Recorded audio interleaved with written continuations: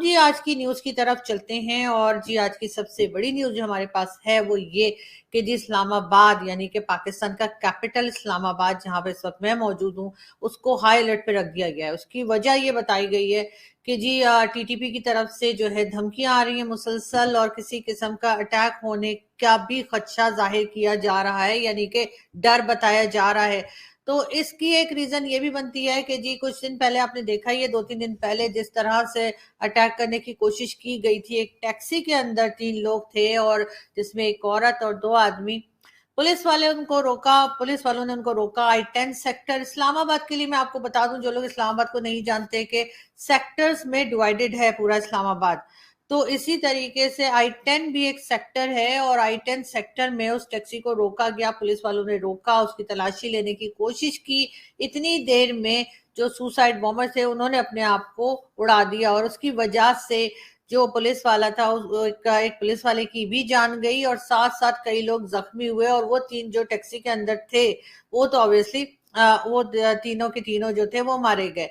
इसके बाद जी एक हंगामा रहा, कैसे आ गए, कहां से आ गए, किधर से आ गए, करते करते हुआ ये कि जी टीटीपी की तरफ से स्टेटमेंट आ गया और उन्होंने जिम्मेदारी कबूल कर ली कि जी ये जो ब्लास्ट था वो हम करने जा रहे थे। या कौन टारगेट था ये अभी तक मालूम नहीं हो पाया है, लेकिन अब ये जरूर है कि गवर्नमेंट ने जो है वो इस्लामाबाद में ये कह दिया है कि जी हाई अलर्ट पर है। यहाँ पर किसी किस्म का मजमा नहीं लगा सकते, कोई क्राउड जमा नहीं कर सकते, किसी किस्म की पॉलिटिकल रैली हो, चाहे कोई प्राइवेट फंक्शन हो या कुछ भी हो रहा हो, उस तरह का कहीं पे भी आपको क्राउड जमा करने की परमिशन नहीं है।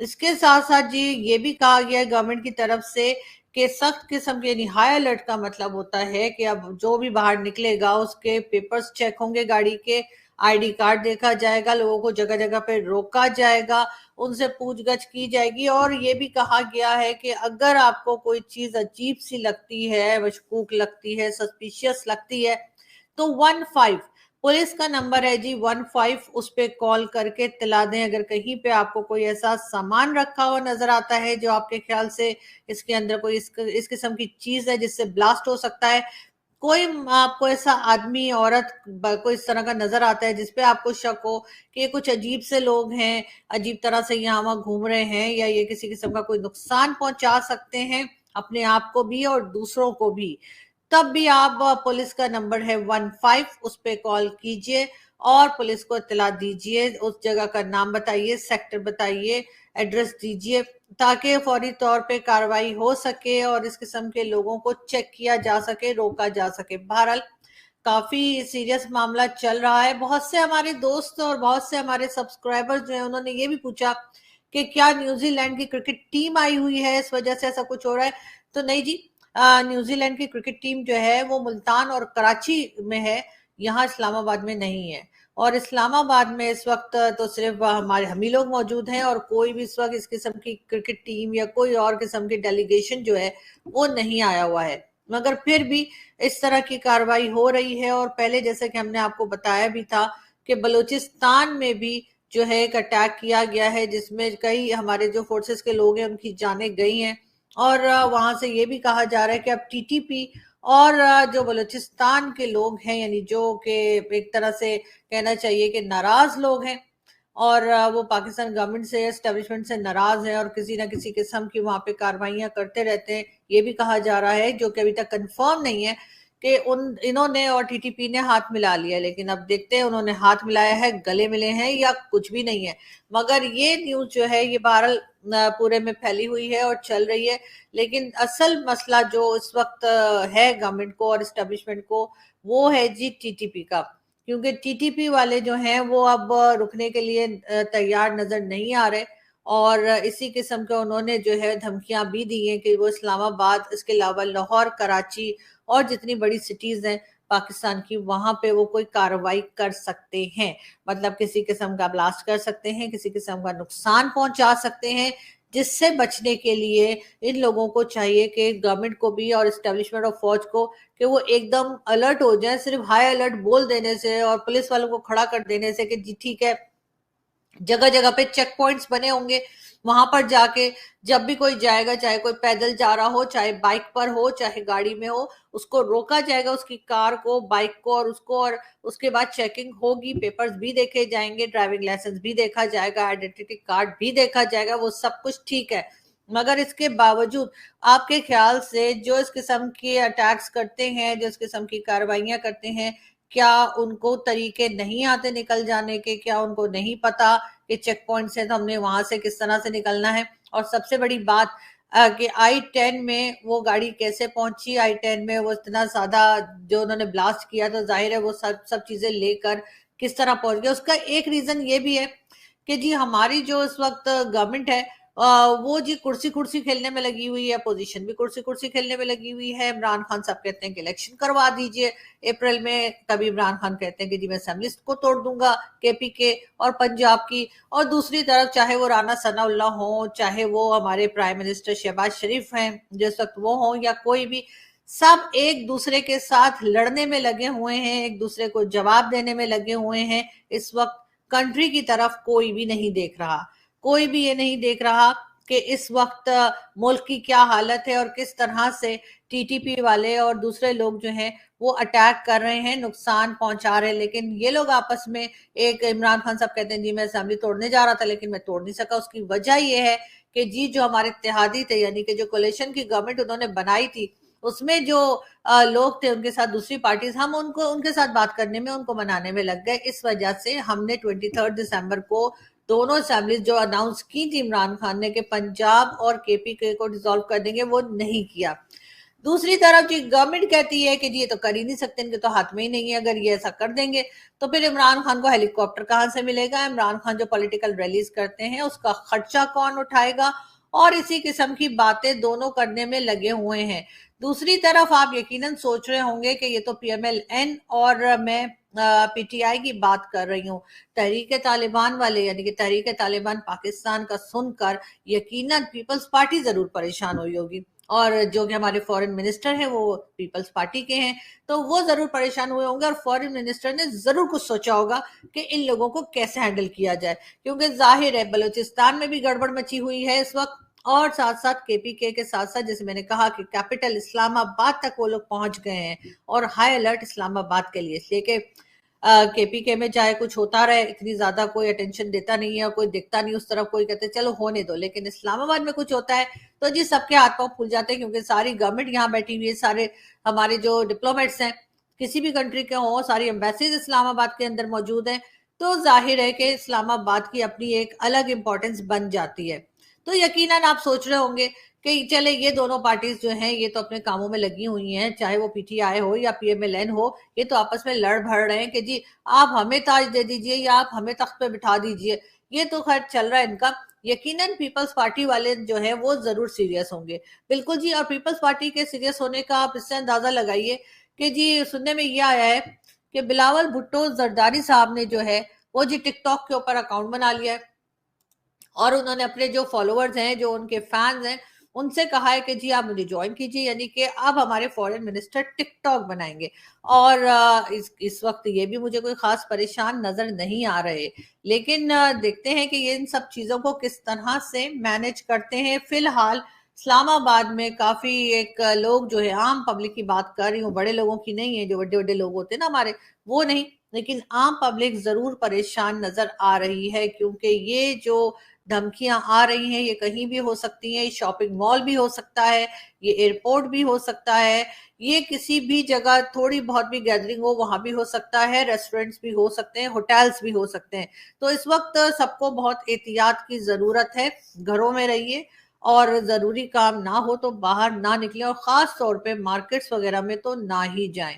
इसके साथ साथ आप लोग जैसे होटल्स वगैरह में भी इस्लामाबाद में काफी लोगों का आना जाना होता है, तो इस्लामाबाद वालों को खास तौर पे मैं कहूंगी कि जी ना तो आप किसी मॉल में जाइए, ना ही आप किसी होटल में जाइए, اور اپنی بہت زیادہ خیال رکھیے. اور ایئرپورٹس کا تو خیر مجبوری ہوتی ہے لوگوں کو, لیکن پھر بھی احتیاط کریں. اور جیسا کہ گورنمنٹ بھی کہہ رہی ہے اور پولیس نے بھی کہا ہے کہ لوگوں کے اوپر نظر رکھیے, کوئی تھوڑا سا بھی آپ کو ایسا لگے کہ تھوڑا سسپیشیس ہے, تھوڑا آپ کو مشکوک لگے, تو 15 کے اوپر کال کر کے فوری طور پہ پولیس کو بتائیے. اب آئی ہوپ کہ پولیس ٹائم پہ آ جائے گی, وہ انڈین موویز کے پولیس والوں کی طرح نہیں کہ وہ آخر میں آتی ہے, سب کچھ ہو گیا ہوتا ہے تو کہتے ہیں قانون کو اپنے ہاتھ میں نہیں لینا.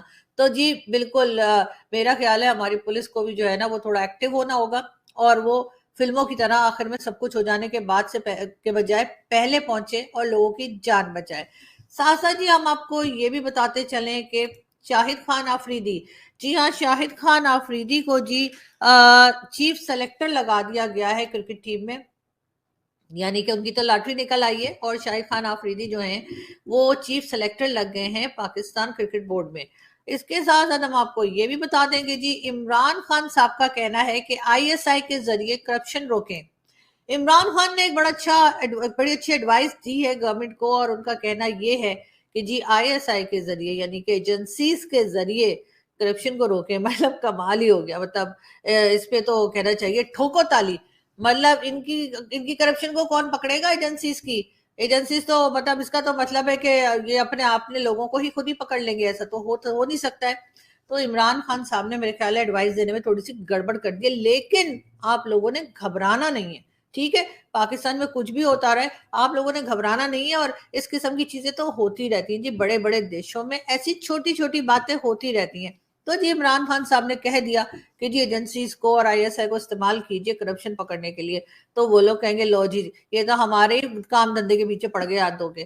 مگر خیر دیکھتے ہیں کہ کیا ہوتا ہے. فی الحال تو میرا خیال ہے کہ اس وقت تو اسپائڈر مین بھی جو ہے نا بیٹھ کے ہمارے یہاں دعا پڑھ رہا ہوگا کسی مسجد میں کہ پتہ نہیں کس قسم کے لوگ ہیں, اور اب ان سے تو اوپر والا ہی جان بچائے.